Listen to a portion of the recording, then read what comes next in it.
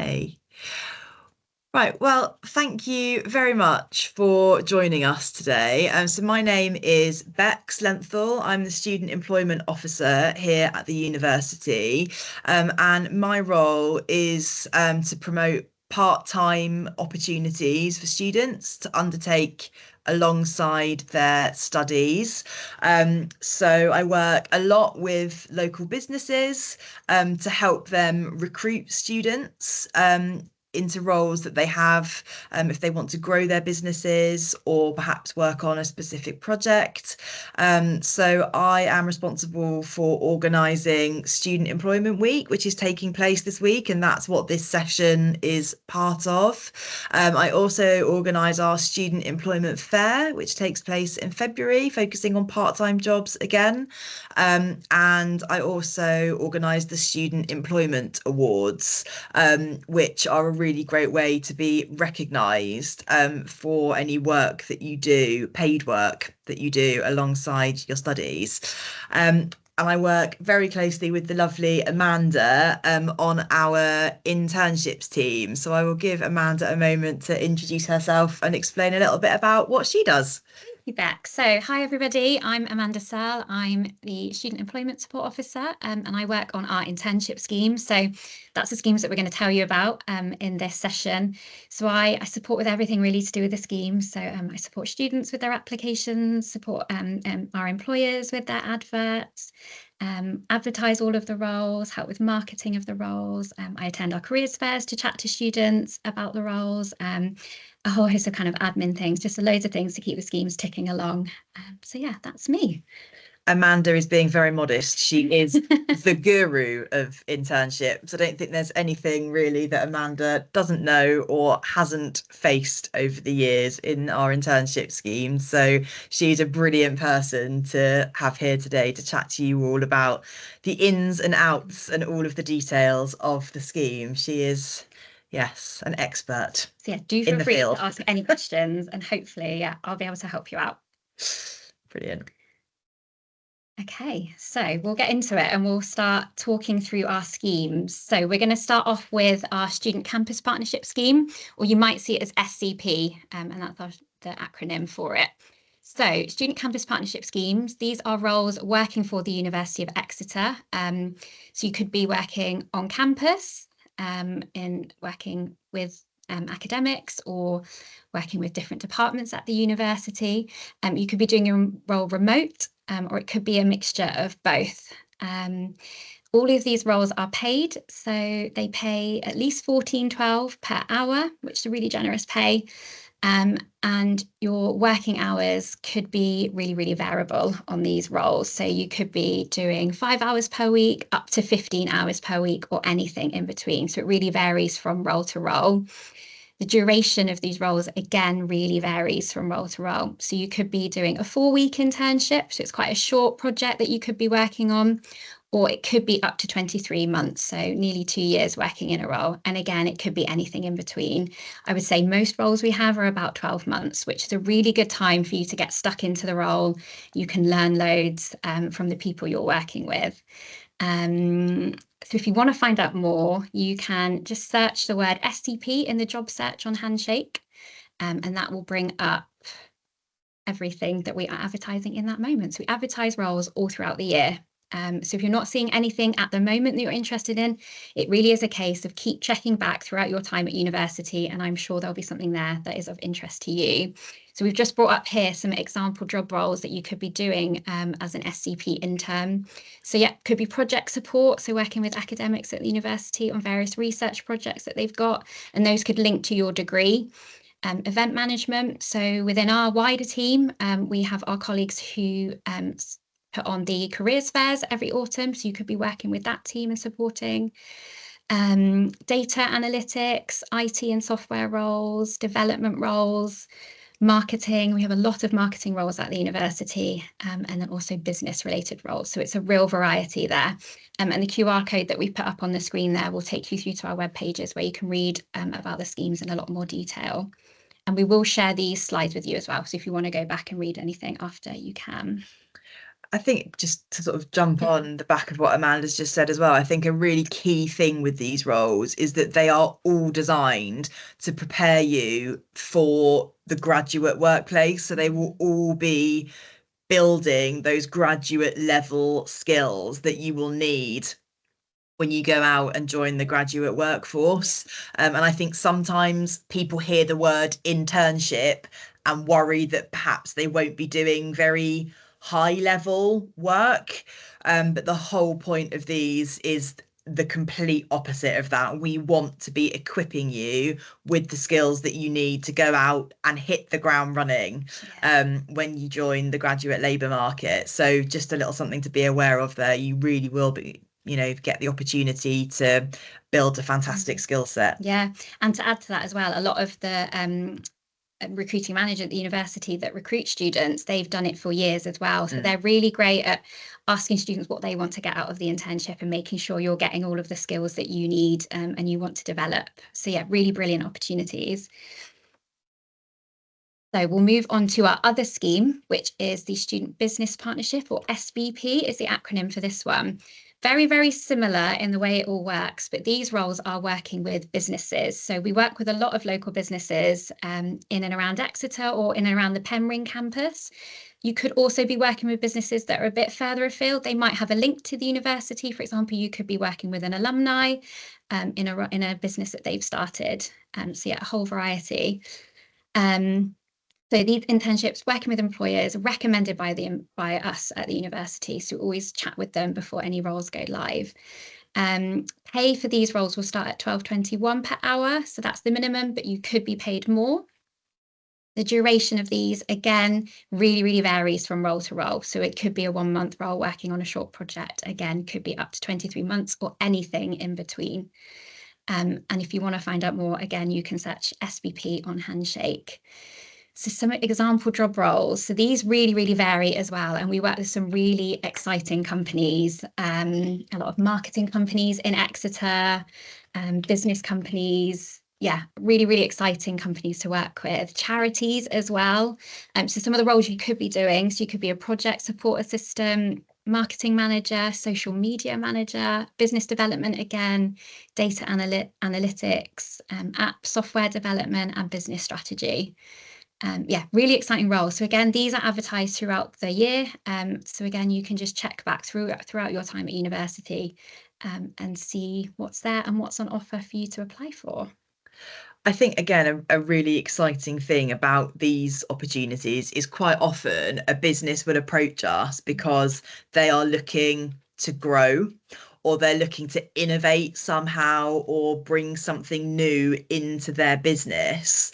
And they want a fresh pair of eyes to work on that with them. So quite often, I think in an SBP role, you have the opportunity to be there at sort of the inception of something. So to actually really help a business grow or move forward or sort of innovate.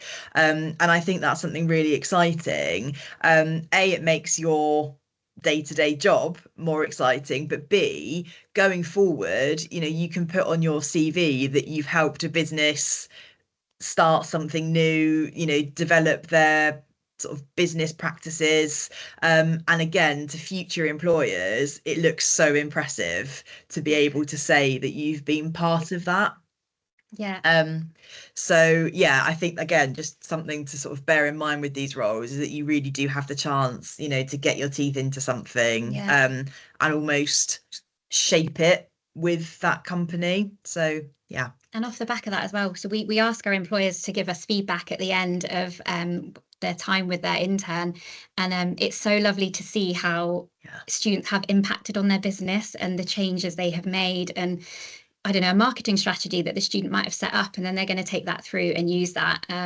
So yeah, we see a lot of that coming back in feedback. So yeah, like Beck say, you could have a real impact on these businesses that you work with. Right, so we're going to ask you to give us some ideas now. So we've been talking at you for 10 minutes or so. So it's time for you to contribute a little bit, we'd love to just hear your thoughts on what you think the benefits of an internship are. Why might you want to do an internship whilst you're studying? You can either put ideas in the chat here, or feel free to unmute yourselves and say things out loud, however you feel most comfortable to contribute.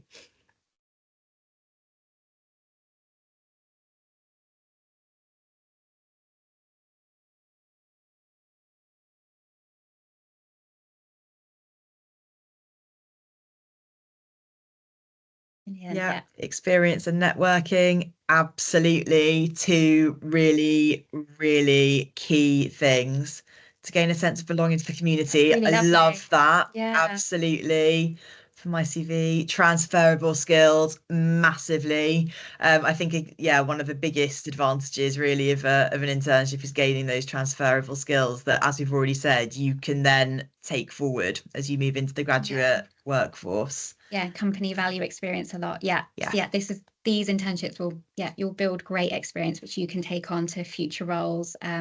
Also take out throughout your degree as well. So not just future work whilst you're studying, and anything else connected to university. Absolutely. Building confidence. Yeah, that's a really, really lovely one. Yeah, it's a huge one. And I'm actually just going to go back to the point about companies valuing experience. It is so, so true. And something that we hear a lot is how can I get experience if I don't have experience? It becomes a bit of a vicious circle. And I think the lovely thing about these internships is they are designed for people who are starting their career journey. So if you don't have paid work experience, you can use things like any volunteering experience you have, any experience with things like societies at universities. All of those examples can be used in an application for one of these internships. So if you are worried about the fact that you perhaps don't have paid work experience, please don't let that be a barrier to you applying for this type of role, because they are set up to kind of almost get your foot on the ladder, really. Absolutely. Aren't they? Yeah. So just a really, important thing to highlight. Yeah. Brilliant. Right. Thank you thank you so much. They're really all great. brilliant and absolutely spot on. Yeah. 100%. Yeah. So local experience. Yeah, absolutely. So just going to talk you through now some of the ideas that we came up with when we were talking about this. So as you guys have said, making new connections. So it's a bit of a cliche, but so often it isn't what you know, it's who you know. And we have seen that time and time again. So we attend a lot of networking events locally, which are open to students, and we do promote those. So do keep an eye out, because if you want to come along, you are more than welcome. And so often we find that students are able to find job opportunities, mentoring opportunities within the local business community, through networking. So yeah, absolutely. And being sort of in an internship and being with a local employer especially can really, really help you in building those connections, can't And it? that kind of we had a comment about community as well, and that really links into that. You'll feel part of the business community in Exeter, which is amazing, by the way. It's a really great business community in Exeter. But also the university community as well. You'll meet so many new people, and you don't know what could come off of the back of that in the future. Yeah, absolutely. So to get experience, that's probably the number one thing I think everyone thinks of when they're getting an internship. There's not a huge amount to add on that. Really, the experience you could get is really valuable, and you can take it through anything you do in the future. And it could be really small skills, just kind of working in an office, working with a team. It could be small skills like that you'll pick up. I think it is helpful as well, because sometimes when you're starting out and you're not really sure what direction you want to take, I think it can be helpful sometimes in working out what you don't enjoy as well as what you do. So, you might go into an internship with an idea that, you would love to have a career in marketing, and actually you might go in and do some marketing and think, oh, that's not actually quite what I thought it was going to be, or oh, I've discovered that I really love digital marketing, but maybe not another aspect of it. So I think it can really help you hone your ideas for the future as well. And also, you might discover that you've got a skill that you never knew you had because you'd never had the opportunity to kind of try it out. So I think from that point of view as well, it can be really helpful. These internships are a great way of kind of testing the water and seeing what you're interested in, what career path you want to take. Brilliant for that. Yeah. It's almost like we had a crystal ball there, isn't it? So obviously, developing skills, as we've already said, is such a huge part of it. And I think it also, in terms of skills development, I think doing internships can really show future employers that you are adaptable and you are willing to try different things, which again is a really sort of attractive quality in a potential candidate. So yeah, a really great way to kind of round yourself as a person, I think, and just learn different things and try different things out. And if you get one of these internships as well, don't be afraid to ask your manager, I want to learn these skills. Is there a way we could incorporate that into the work we're doing? And I'm certain that they'd be more than willing to do that for you. Absolutely. It's a really good point.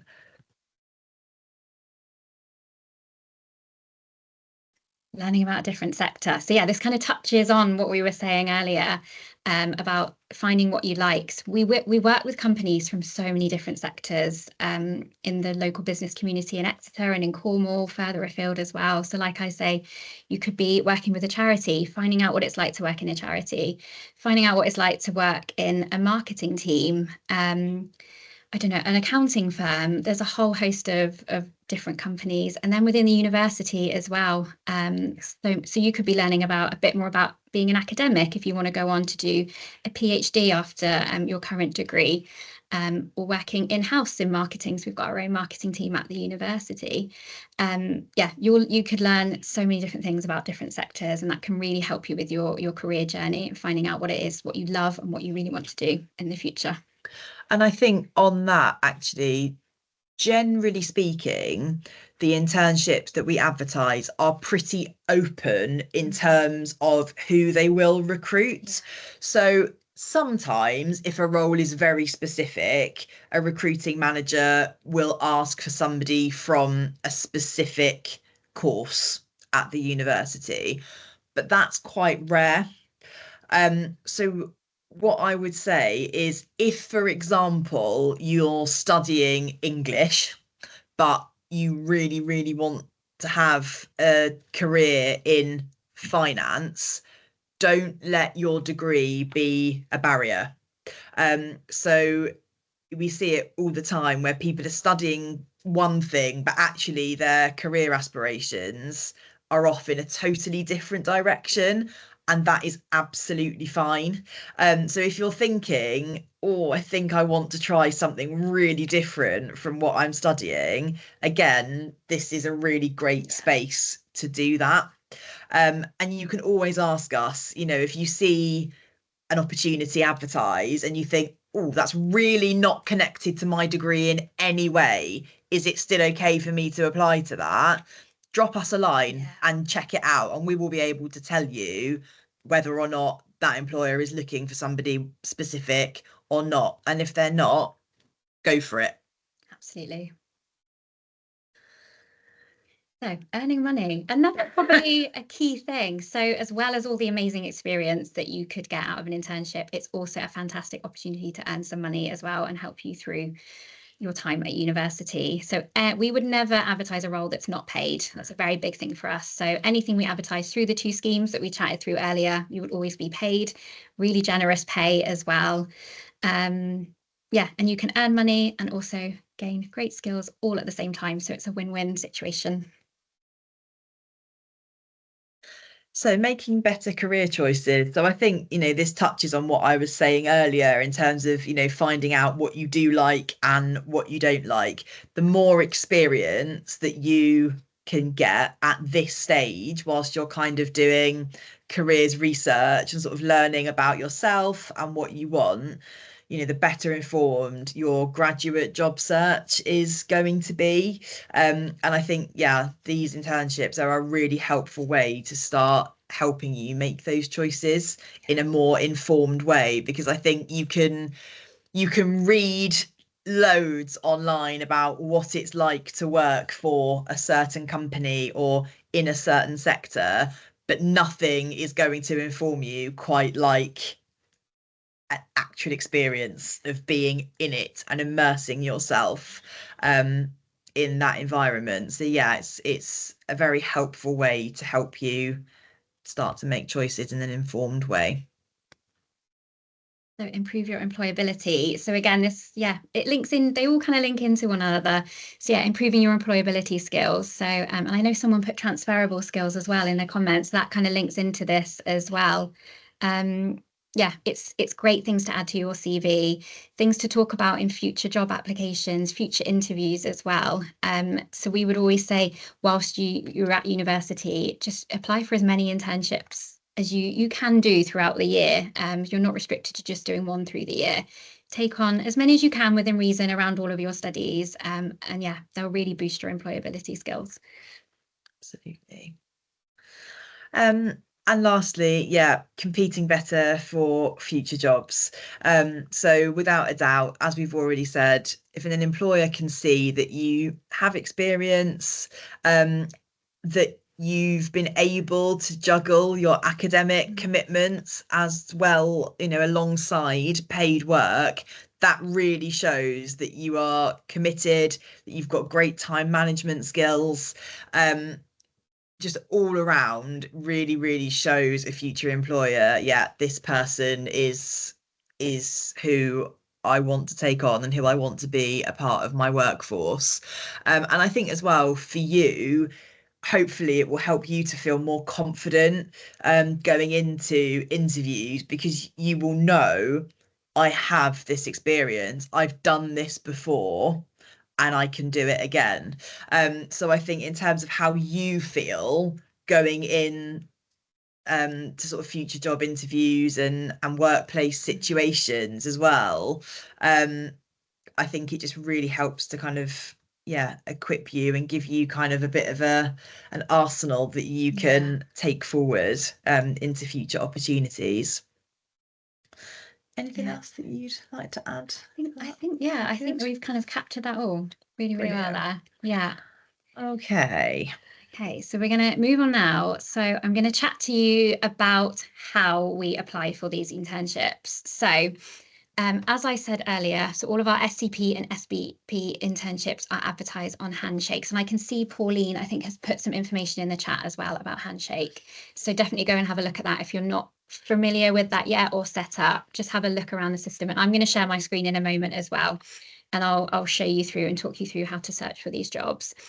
So to apply for these internships, we ask that you complete our internship application form. So that will always be linked to the job advert on Handshake.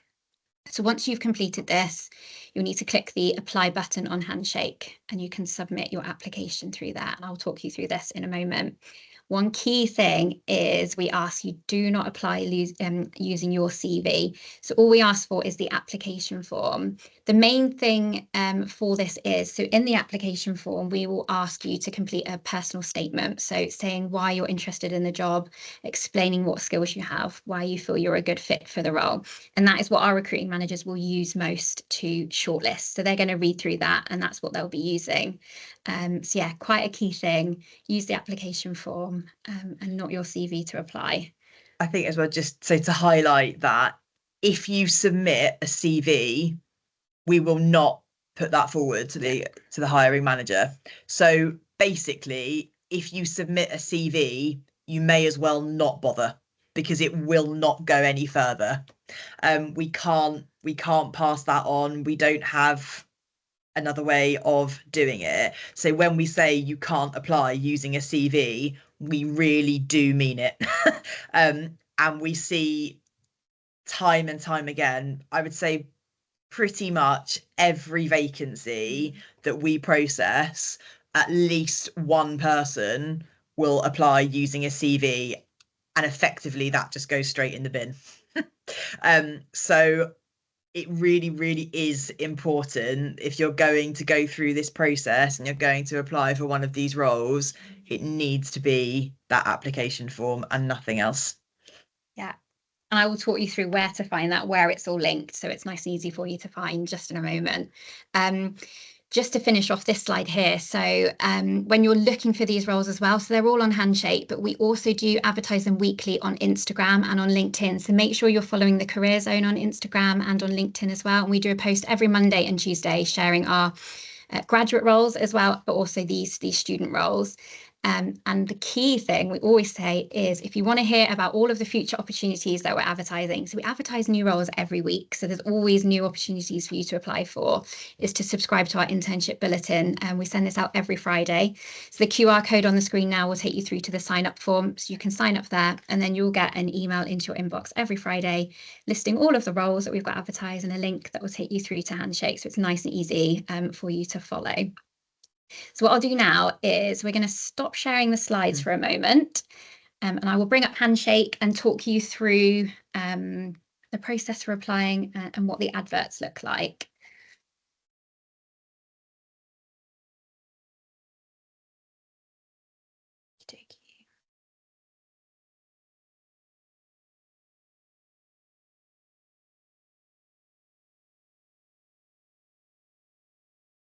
Okay, here we go. So this is what you will see on Handshake when you first open it up. So what you'll need to do to find our SCP and SBP internships, if you go over to the jobs tab on the left-hand side here. So the key thing you will need to do, so the acronyms that we went through right at the beginning of the session, so SCP or SVP, so you can just search SCP and hit search. And that will bring up a list of all of those jobs that we are advertising in that moment. So I'm going to have a little scroll down. So we've got quite a few available at the moment. This is quite a lot for you to go away and have a look through after this session. So I'm going to pick this one at the bottom here. So this role is working with the Career Zone on the China Career Ready programme. So when you'll get a kind of snapshot down the side here, and then if you click into the job title, that'll bring everything up in full. So I'll just talk you through some of the key things to look out for. So the application deadline will always be listed here for you at the top. There is an apply button at the top here as well, which we'll go through. So at a glance, it will tell you how much you're going to be paid, where the role is based, and then some information on working hours. So this one, for example, is for 6 hours per week from October to June next year. There'll be a job summary for you to look through. So that's a snapshot. Key dates of the role, so including interview date, if there's one been set, when the role will start, when the role will end. We talk through pay again and the working hours. The purpose of the role, so that will always be made really clear for you. What duties and responsibilities, so what you can expect from the role, what you'll be doing day to day in that internship. What training and development you could get out of it. So this role is working through the university, so you'll be asked to complete some mandatory training. But as for this role, there's a whole host of things that you could get some really brilliant skills. So project management skills from this one, time management, organisation, professional customer service. There'll be information on the support that's available to you in the role. So mostly this will be regular contact with your line manager, on the job training and shadowing. But our teams, the internships team, are always there for you as well throughout your internship to support you with anything you need. Talk you through the benefits of the role.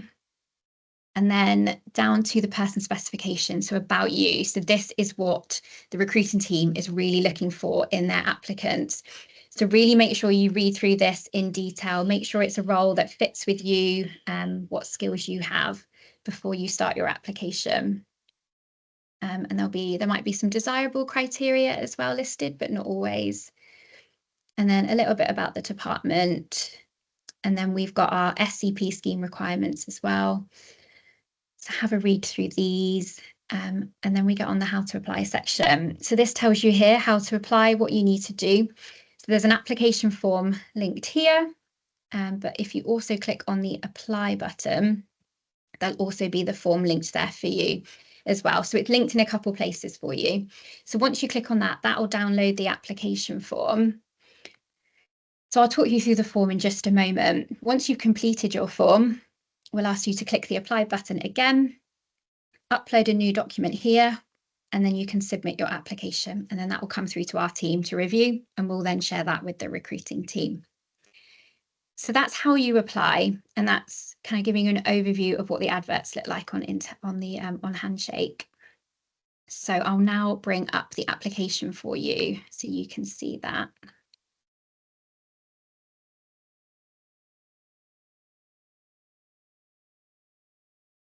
So this is what our application form looks like. So at the moment, it's in a Word document. And I'll just talk you through some of the key areas in this. And what we do ask is make sure you fill out as much of this as you can. It's all really important information for our team to see, but also for the recruiting manager to see as well. So always have a look at the checkbox up here. So if you're happy for your application to be processed by our team, please make sure you tick this one at the top. And then there's some information about the job details. So the job title of the role that you're applying for and the job reference number. So that's in the job title that was on Handshake just a moment ago. There's personal information for you to fill out. So your first name, surname, your student ID, your term time address, and then contact details as well. The most important thing here is that we have your university email address so we can contact you if there are further updates about the role. And we have some information on right to work, so your nationality in there. Accessibility, so if you've got a disability or any accessibility requirements that you need us to know about, or the recruiting team, that can be popped in this section here. Current status, so it's really important for us that you make it really clear what degree you're studying, what year you are in, especially as we're sending this off to external employers. They don't have this information, so make sure that this is filled out. Education section, so please include the role that you are, the degree that you are currently studying. We see it a lot where applicants don't put what they're currently studying. So it's not super clear to our team or the recruiting managers what degree you're doing. So please add that in the top, and then any other education below that. So we do have a section for employment history. As Beck said, don't worry too much if you don't have any paid experience. You could also put in here any volunteer work that you've done, anything with a society that you've done, anything that you think could be relevant could go in here. And there's opportunity here for you to write some info about that, if it was a paid opportunity, if it was a volunteer opportunity. Then we move on to what I'd say maybe the most important part of the application is your personal statement. So it's really, really important that you take your time on this when you're filling it out. So we do have some info linked at the top here about the STAR principle, and we're going to go through that in a bit more detail in a moment. So that's a great way for you to structure your personal statement. So as we put here, use any examples from any relevant experience that you have to back up your points. So yeah, degree, paid employment, volunteer roles, society roles, any traveling as well, any interests that you've got. And I think what we said a lot last time, as an international student, there's so much there that you've overcome already to move to a new country. You can use that as well in your personal statement.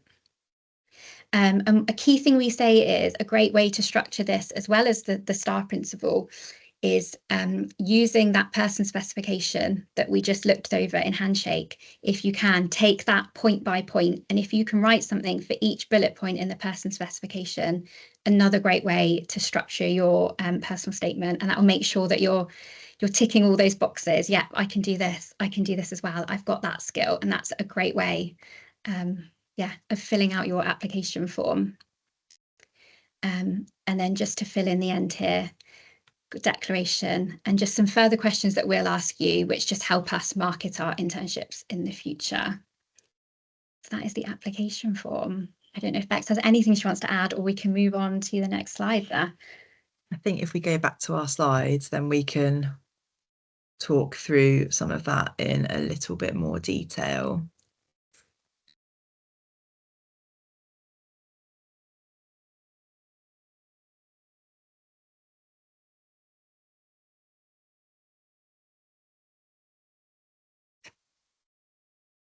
It's gone right back to the beginning, so that's a nice bit, isn't it? It's always fun.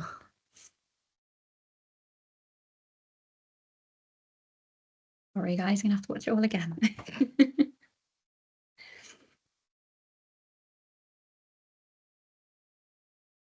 There we are. Here we are.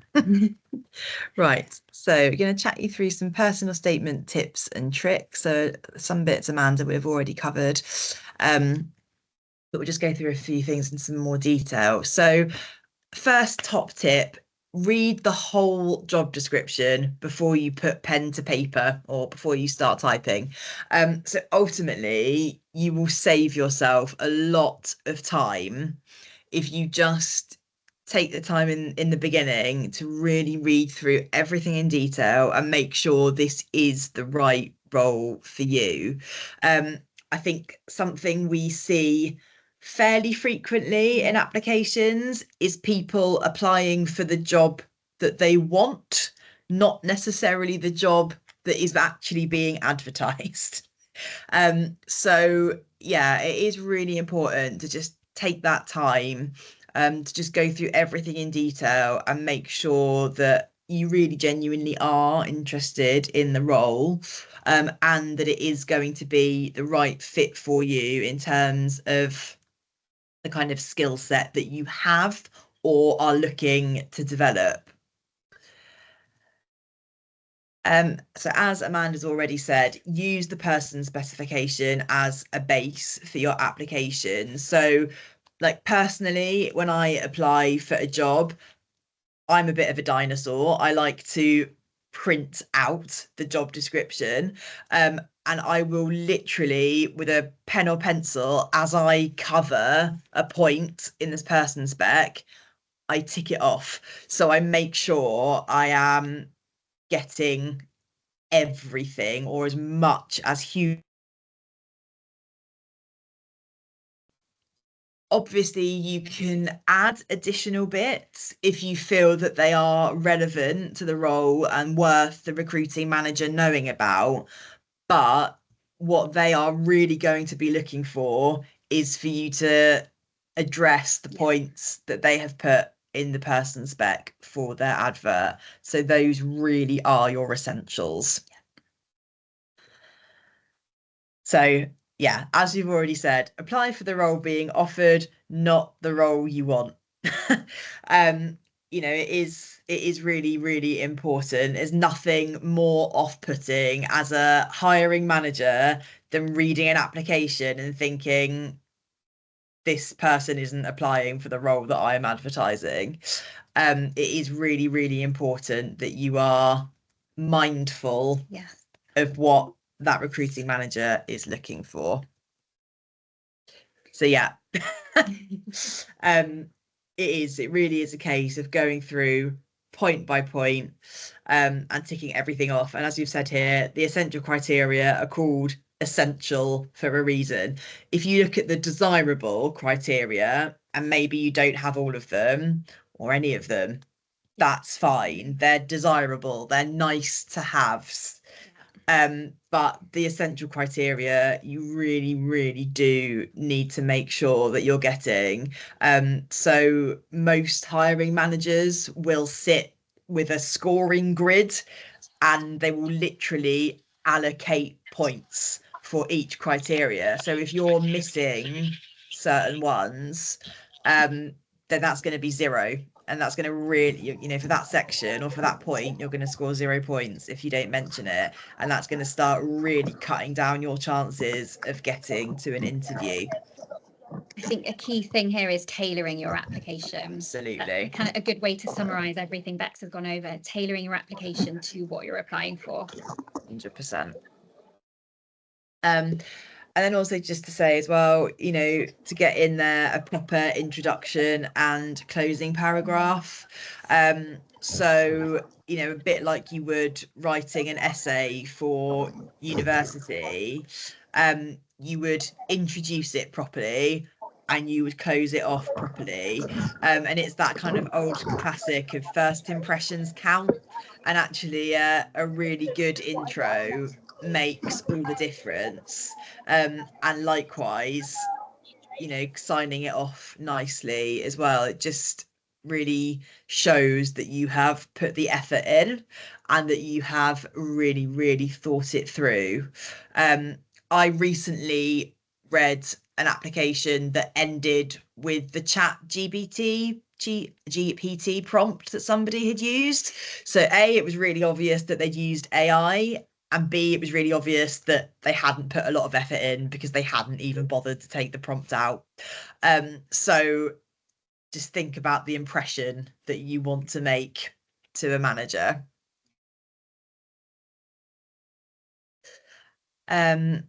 So yeah, this is just sort of illustrating really for that, for a personal statement, looking at the person spec, looking at those bullet points and making sure that, yeah, you are addressing each one. And this is the section that you're going to want to be really focusing on when you're writing that personal statement. And I think actually we had some feedback from a hiring manager recently about one candidate who had written very little basically as their personal statement. So you're given between 500 and 1500 words.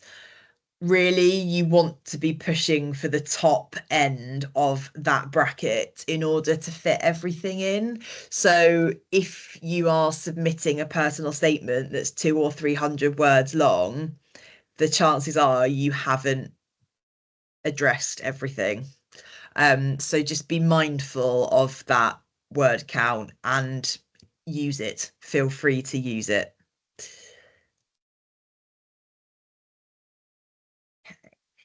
Um, yeah, this is another one I think we see fairly frequently. And as Amanda has already touched on, it is all about that tailoring. I get it. If you're applying for 3 or 4 internships at a time, you don't always want to have to write everything from scratch. But do just be careful if you are reusing elements of your personal statement. Don't just do a blanket copy and paste. Make sure you are tailoring to each role, because otherwise it it is quite obvious when something is in a personal statement that shouldn't really be there for that role. So yeah, just be a little bit careful if you are reusing material. Yeah. And on that note, check the job title. I know it sounds so obvious and it sounds so basic, but again, every week we will see applications where the job title is wrong. And again, the impression that that makes is this person doesn't have attention to detail and they haven't really taken the time that is needed to do that application. Because if the first thing you've got wrong is the job title, it doesn't look great. So yeah, just be, again, mindful if you are applying for multiple internships, make sure you are checking the basics. Again, I know it sounds like an obvious one, but checking your spelling and grammar, and ask a friend to check too. Like personally, I never submit a job application without at least one other person reading it through for me, because you can be the best proofreader on the planet, but once you have read something 10, 15, 20 times and you've written it, you're blind to the mistakes.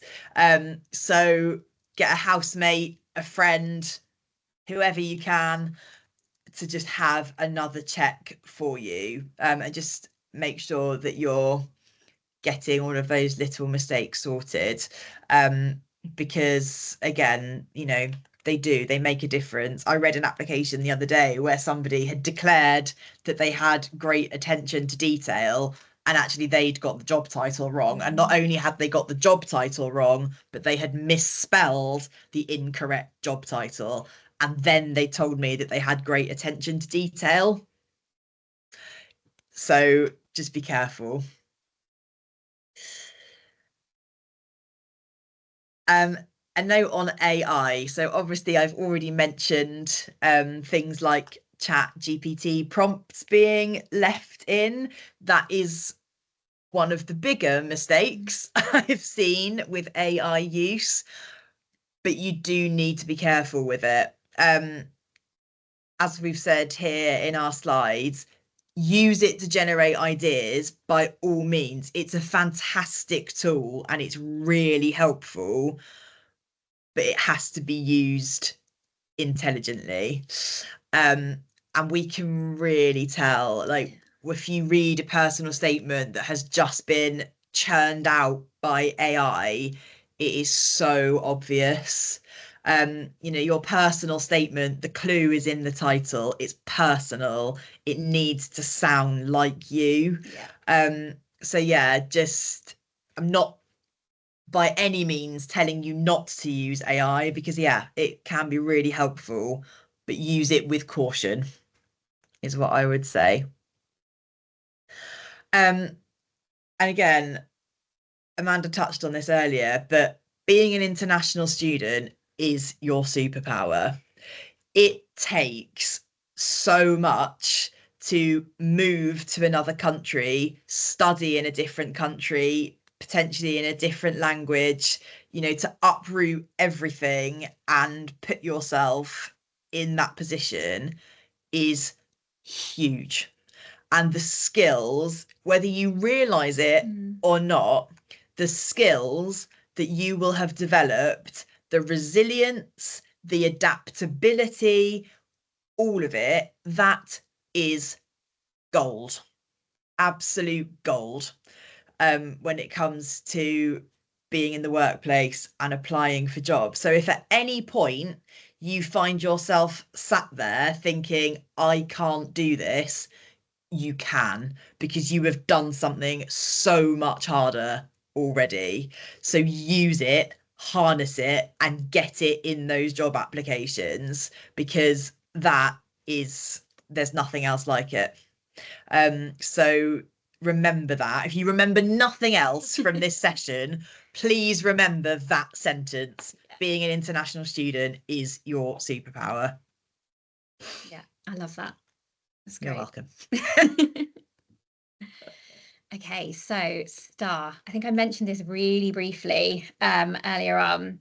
So what is STAR? So this is a way for you to structure your personal statement. So it's another tool that you can use. So STAR stands for situation, task, action, result. So that's what the acronym is. So this is a framework that you can use to show an employer reading your application the skills and experience that you have. And we are going to talk you through an example in a moment. So if you don't have, we've said this a lot, but yeah, the STAR principle can be used across any example that you might be putting into your personal statement. So whether you're drawing upon paid work, experience, volunteering, society, moving countries, as Bex has just pointed, this is a great way for you to structure what you're trying to put down in your personal statement.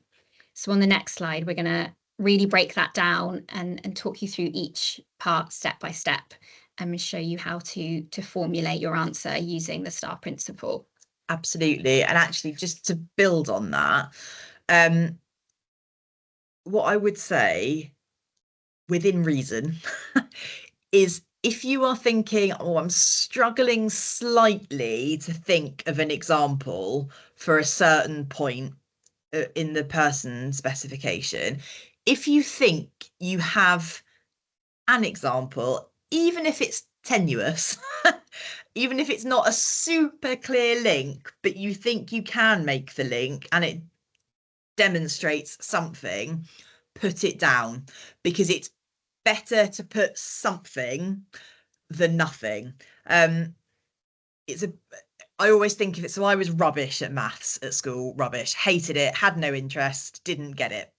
And I can remember so often my teacher saying, even if you can't get the answer in an exam, put down something where you've tried to work it out, because something is better than nothing. You may at least get a point for showing you've tried to work it out.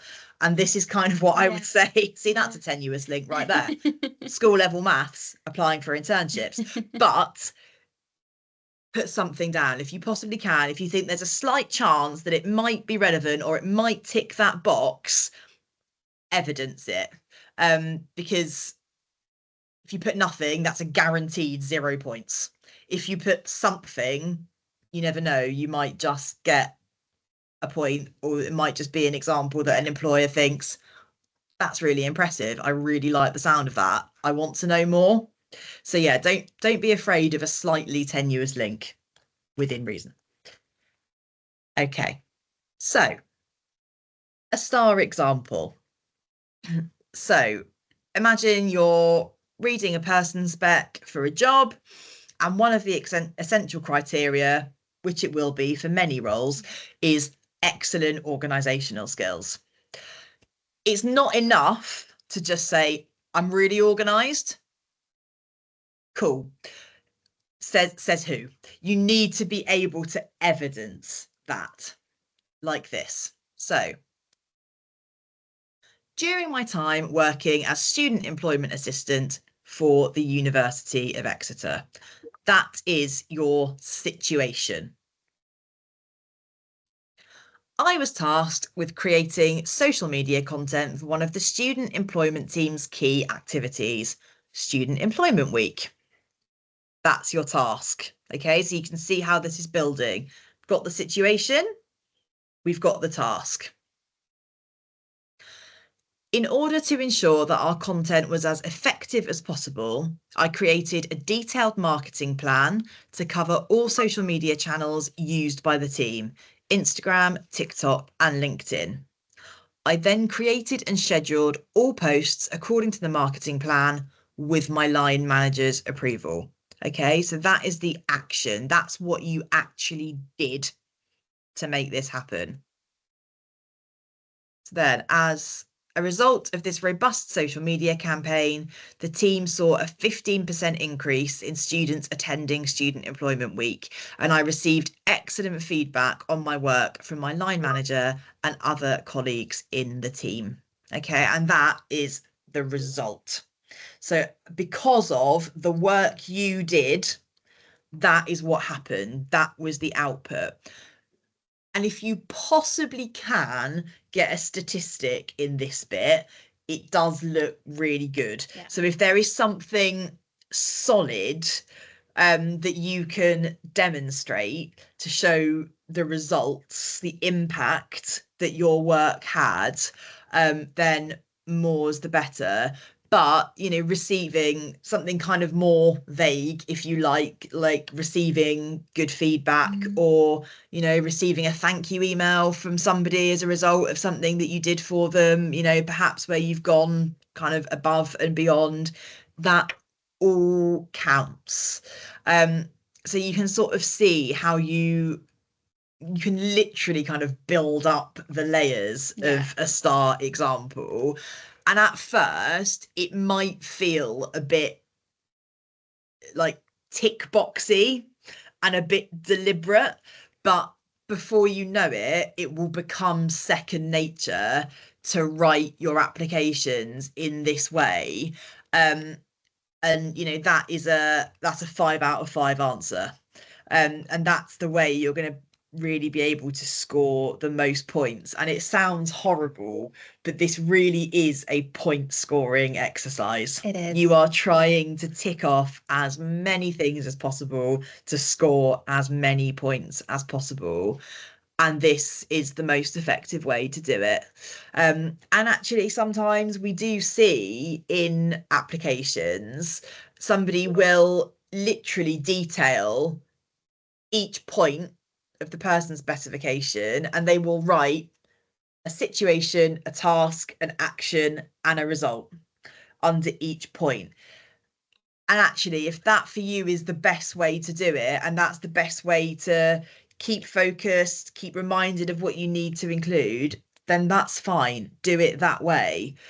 Certainly at first, as it becomes more natural to write this way, then, you might find that you don't need to do that anymore. But if that structure helps you to start with, go for it.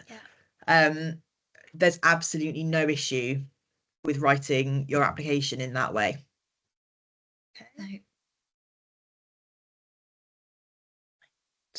Okay, so some information out on finding some further career support through the career zone at the university. So apart from this session, there's so many other places you can go to find some great support. So you can have one-to-one appointments with careers consultants. So these appointments can take you through writing an application form.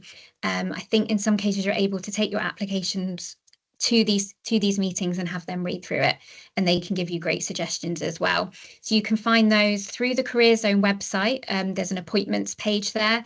You can pop in to see the Career Zone front desk in person, and they can book you into appointments as well. So really utilize those appointments with careers consultants whilst you're at the university. Just to say with that as well, because this is a question that comes up quite a lot. Those appointments are free, okay? So you don't pay anything for those appointments, and there's no limit to how many you can have. There is a limit in terms of they only have a certain amount of appointments available, but you can go back as long as you can get booked in, you can go back and keep seeing somebody. So, that's an amazing resource. Make the most of it. Yeah, and to add as well, you can also just email the careers team. So just careers@exeter.ac.uk, and they can book you in. There's also a chat bot on the Career Zone webpage as well. So any of those ways, they'll go through to the central careers team, and they can get you booked into those appointments.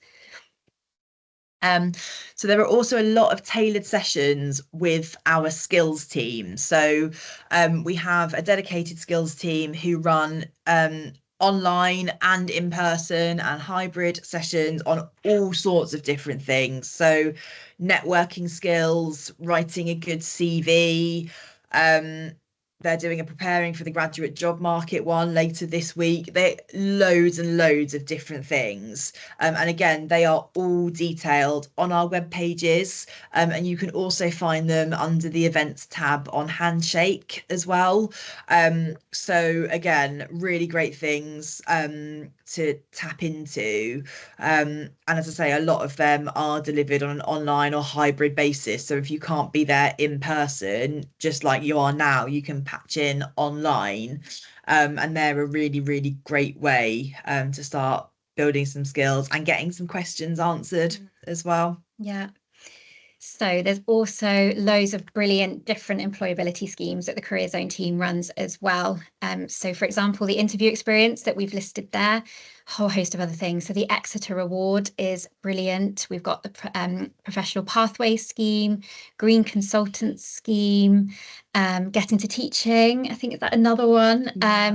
There's so many. So on the Career Zone website, there's an employability schemes tab. They're all listed there for you, and that will take you through to the individual web page of each scheme, so you can read in detail, find out how to apply if it's something that you're interested in.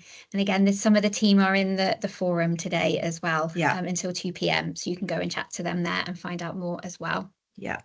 And I would say on that, actually, I think again, this might be somewhere where the careers consultants can really help you, because those employability schemes are almost staged. So for depending on where you are at in your career journey, there are different schemes that kind of fit best with those different levels of preparedness, if you like. So it can be really overwhelming because there is so much. I think sometimes it can almost be a bit like, where do I start? What do I do first? So go along, have a chat with a careers consultant, and they will be able to help you identify the best scheme for you where you are now. And then they can kind of almost make a bit of a kind of plan with you of what to do next. So once you've got this bit nailed, then have a think about doing this scheme. And then once you've done that, you can think about this, so that you actually have a kind of roadmap almost, rather than just being like, what do I do first? And then potentially ending up doing nothing because it all feels too overwhelming. So definitely take some time to make a plan, because I think you stand a much better chance of success in terms of actually getting some stuff done and getting some experiences under your belt by doing it that way. Yeah, so Amanda's kind of already touched on it, but the Career Zone web pages have some brilliant resources available there. And again, so there is a team of SCPs who work in the Career Zone, and actually they can be great to go in and chat to. They can kind of help you navigate kind of what resources are available that you can just, read through in your own time. But there is lots of useful information on there, and it's being updated all the time as we get new information and markets change. Those web pages are kind of a live beast in that sense, and they are constantly having things added to them. So it's really, really, really worth just keeping an eye. Next up, so make the most of all of the careers events that are available to you at the university. So we've got careers fairs. So through the autumn term is when most of the main big careers fairs will happen. So we'll have the Careers and Placements Fair on the 21st of October, I think. So that's a brilliant one to go along to. So we'll be there representing the internships team, but there'll be loads of brilliant companies as well there ready to chat to you about placements, internships, work experience. So definitely make the most of those. There'll be a law fair in November as well. So if you're looking to go into a career in law, definitely go along to that one. I can't think of the exact date, but it will all be listed on the webpage. But as well as the big careers fairs, loads of companies come onto campus as well and put on skills sessions. They have big installations in the forum where they might be giving away a free coffee, but you can chat to them about what it's like to work with them, what internships they might have available. So really just make the most of all of those events that are taking place. Again, they'll all be listed on Handshake. They'll be advertised through the Career Zone Instagram and LinkedIn pages as well. And I think on that as well, so our events team send out a newsletter every Monday called What's On. And that will detail for you all of the events, or sort of anything that's happening that week or that's coming up soon. And again, they will have the links to the Handshake events, so you can click straight from that newsletter, go right into Handshake and book yourself a place on those sessions. Obviously, with things like an employer pop-up in the forum, you don't need to book for that, but still that will be detailed in What's On. So I know it can be really tempting to sometimes just delete a newsletter or ignore it, but there is some really, really useful information in there. So definitely keep an eye out for that newsletter. Also as well, so just to kind of touch on, so we do have our international student community and support team who can help you with so many different aspects when it comes to being an international student here at Exeter. So there's help with things like visa support. If you're not sure what your visa allows you to do in terms of kind of how much work you can undertake, types of work.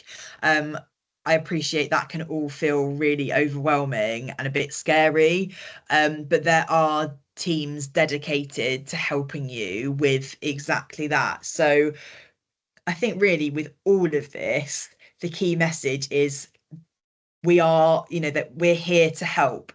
And if it's not us, there'll be another team somewhere that can help. So don't be alone in it. Reach out. People are here to help you. It's exactly what the provision's here for. So make the most of it. Grab all the opportunities you can, gather all the information you can, talk to everybody you can. and that really is sort of the best way to give yourself the best chance of building your experience and having a really great time as you're doing it. Absolutely. And if you want to contact that team as well, that's their team title. So if you just search International Student Community and Support on the website, that'll bring up all of their contact details for you, and how you can get in touch with them. Right, I can see that the questions are coming in thick and fast, and Pauline is doing a fantastic job of answering them. What I might do in a minute is actually stop sharing my slides. So if there are more questions going into the chat, we can see those a little bit more easily. But you have got our contact details there. So there's the student employment email address and the internships email address. So do at any point feel free to drop us a line. And we're really happy to answer questions and chat anything through with you that you might find helpful. Any question at all, I'd say. Yeah. And even if you've applied for an internship, you just want to check on the status of your application, what's going on, let us know and we'll find out. We'll contact the recruiting manager and find everything out for you. So yeah, feel free to just ask us anything relating to these internships. Yeah, absolutely. And that's at any stage as well. So I think, again, some people are a bit unsure about when we are around, but we are here all year. Yeah. So we're not academic facing. So, during your vacation periods, with the exception of Christmas when the university shuts down, we are here all year round. So you can drop us a line at any time and we will get back to you. Absolutely. Okay. So Right. if anyone does have any questions, feel free to pop them in the chat now, or if you want to turn your camera on and ask, or if you think of something, I don't know, you go away and reflect as well, you can email us. Let's have a look. So does the Career Centre have a specific careers person that will give advice, or does the Career Centre more of a general advice? So with those appointments that I was talking about, there's different types of appointments. So there will be some with careers consultants that you can kind of chat about your future career plans. There's people you can speak to about finding internships or searching for jobs. So there are specific people that can help you with specific things along your career journey. So yeah, have a look through those appointment options, and you should be able to find someone there that can help you. And there are staff members who are allocated to specific faculties within the university. So people are those advisors are assigned to certain faculties. So they might not be able to be as specific as your specific major, but they will be assigned to the faculty that your course sits within. So they'll be kind of best placed to advise you, which I hope helps answer that question.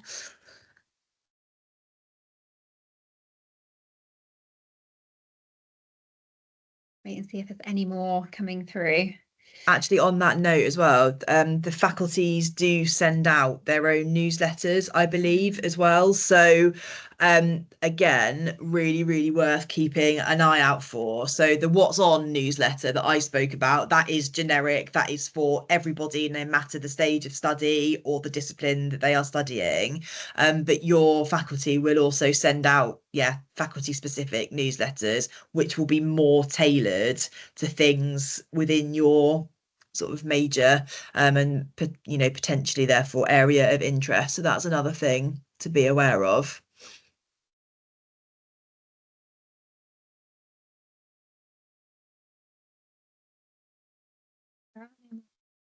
Maybe we can Yeah. wrap up this session for today. Yeah. And yeah, if anything comes to mind, like we say, feel free to send us a message.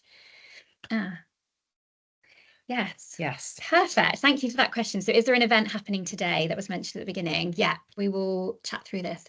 Yeah.